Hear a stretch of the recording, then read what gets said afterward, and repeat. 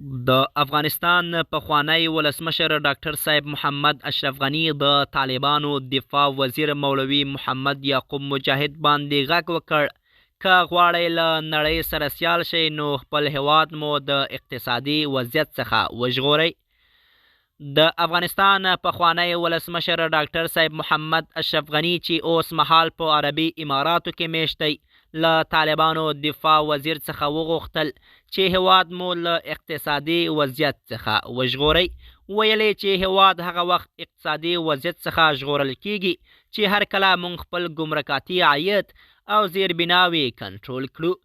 د حقیقت چینل درنو کتونکو سلام، ستړي مشئ، وخت مو په خیر. په دې هیله چې روغ او جوړ ووسئ.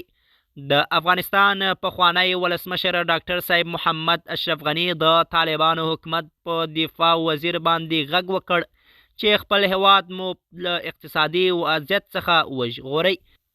د هغه وخت ژغورل کیږي چې مونږ خپل ګمرکاتي عاید او زیربناوې په خپل راس او کنټرول کې ولرو.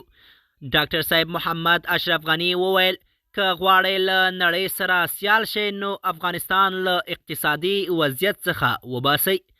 د طالبانو حکومت څخه یې وغوښتل چې اوس مهال امن دی نو دا یې وخت دی چې خپل اقتصاد ته وده او پرمختګ ورکړئ.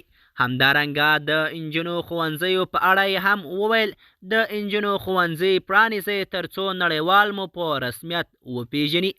د حقیقت چینل درنو کتونکو زمونږ د نن ورځې چمتو شوی خبر تر همدې ځای و.